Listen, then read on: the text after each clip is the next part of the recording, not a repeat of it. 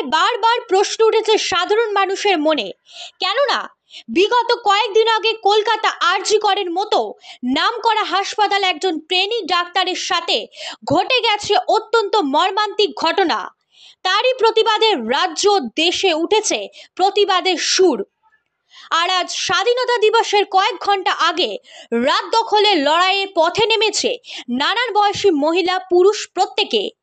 এই নারকীয় ঘটনায় দোষীদের দৃষ্টান্তমূলক শাস্তির দাবিতে আজ কাঁচরাপাড়া হালিশহরও বাদ পড়েনি।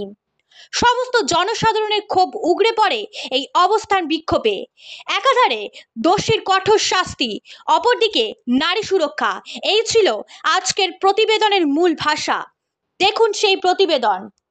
আমার স্বর আজি কর আমার গলা আমার স্বর আজি কর আমার গলা আজি কর তোমার গলা তোমার স্বর আজি কর তোমার গলা তোমার স্বর আজি কর আমার গলা আমার স্বর আজি কর তোমার গলা তোমার স্বর আজি কর আমার গলা আমার স্বর আজি কর তোমার গলা তোমার স্বর আজি করের বিচার চাই।